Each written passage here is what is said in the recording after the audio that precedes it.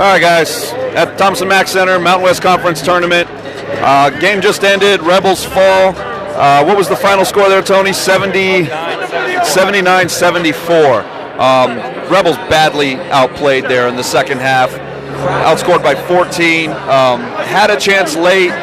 We saw the same thing we've seen from this team all season long when they get into late game situations with a chance to win or tie, and that's Mooring dribbling around 30 feet from the basket and putting up a shot that he really has no chance at making, and it cost them again today. They had a chance to tie the game, and 28 or so feet from the hoop, he throws up a contested shot, and Reno knew it was coming. They played defense all the way out there. They didn't allow him to get any space.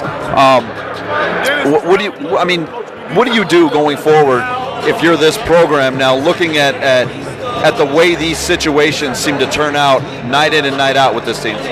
Well, first half, one of the better halves for UNLV. Second half, combination of a couple of things too. Hot shooting, 4 out of 4 from three-point range for the Nevada UNR Wolfpack. And UNLV just wasn't playing the same defense early on in the second half. And then you have 4 fouls on Mooring, 4 fouls on Jordan Johnson, and the entire right side of the court was wide open for anyone to take a shot out there. And I bet if you look at a shot chart, most of their shots made buckets come from the right side, because they played a 2-3 zone to UNLV, and Johnson had to go out and contest on the wing, but he couldn't really defend the way he wanted to defend, and so I think that hurt UNLV. McCoy with a great game. He had 12 and 14 and 12 for Shakur Houston, but once again, it just comes down to that one crucial possession after the Rebels battled back from being 5 down, and then they cut it to 3, and then that was it. I mean, they had a shot to tie the game up late, and they just couldn't do so. When we sat here and talked about the effort in the first half defensively that UNLV made to run at every single shooter, to not give Reno any good looks whatsoever, they were really struggling to find an open shot and a clean look throughout the entire first half. What did you see from that defense in the second half that allowed Reno to just get those looks? Just again, leaving your man defensively. They had to back off with Johnson and Mooring with 4 fouls, and then just not guarding the perimeter. And we saw a lot of second chance buckets in the second half for Reno. Points in the paint was positive for the running Rebels, 32-24, but no one on this night could stop Jordan Caroline, who had 21 and 10. It was a dominant performance. He really did a good job. 3 out of 4 from behind the arc, and he shot 50% from the field. And UNLV in the second half, 3-point field goals, just 1 for 10. So the running Rebels shot themselves in the foot. And again, why not feed the post? You had McCoy playing a great first half, carry it over to the second half. UNLV led in this game in the second half by 12 at the 19-10 mark. And then a lot of fans, as we looked at our Twitter feeds, Matt, we could see that UNLV used its final timeout with about under 10 minutes to go in the game. Yeah, like 9:52. And for UNLV, they could have desperately have used the timeout later on in the game. The final possession. Great call. I don't know why, but timeouts just seem to plague this program. Yeah, here's what I would have liked to have seen. I know they didn't have the timeout, but they got the ball back 77-74. There were still 22 seconds left. And like you mentioned, McCoy was unstoppable inside. Clyburn cutting to the basket was great today. Clyburn finished the game with 18 points, I believe, 19 points, and was great getting inside, slashing to the hoop, and finishing at the rim strong. And if not finishing, getting fouled and going to the free throw line, where he had a pretty good game as well. We still had 22 seconds.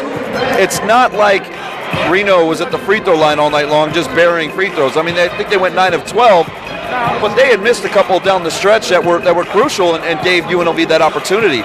Why not play a 2-possession game, extend it out instead of trying for that I mean, again, the same shot that we've seen them take time and time again this season, and the result was exactly the same. It was another miss. It was another loss for UNLV, and tournament's over. We're not going to see any postseason play. I know you were talking to some people before the game. Do you see any bids coming their way, or do you see them going after any of these tournaments? The one thing that we know is if the NIT does come calling, and there's a lot of great teams that are going to be in the NIT this year, it should be, an exciting postseason tournament. So if an NIT bid comes, yes, UNLV would accept it. Not quite sure if they would. They haven't drawn at home, so if they do get an NIT bid, they're going to have to travel maybe to the East Coast, right? For the first round, maybe first couple of rounds. They're going to ship them out of here to where UNLV's, still a household name. As far as the CBI, CIT, any of those other tournaments, no, they'll turn those bids down because you have to pay like $40,000, $50,000 just to play in those tournaments. And at this stage, UNLV should be much better than that. So just a tough loss for UNLV because they were in it when they built that 12-point lead into the second half early on. You just had a feeling that UNLV, you knew that Reno would go on another run. We talked about that at halftime. Yeah. But it was a matter of if UNLV could counter it, and they did. They fought back, to their credit. And it comes down to a one-possession game. And we were talking before the game, I mean, how many one-possession games or games at crunch time that, might be a couple of possessions in the final where UNLV just does not put it together, doesn't know where to be on the court, looks disjointed, looks confused. I mean, and where's the ball wind up? Every time. Every time, Mooring 30 feet from the basket with a prayer. I mean, we can't.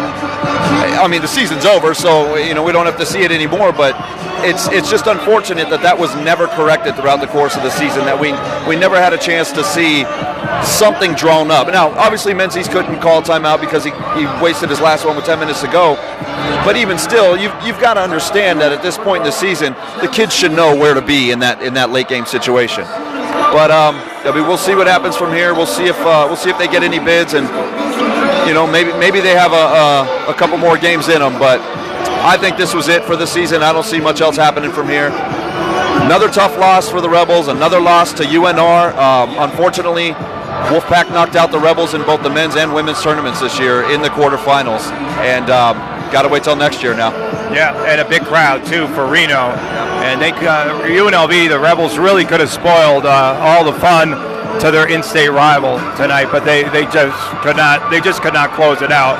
They have to learn how to close out games in this program, and I think the coaching staff's got to manage it a little bit better. I mean, you shouldn't be having to use your final timeout with 10 minutes to go. I mean, that's quite a stretch.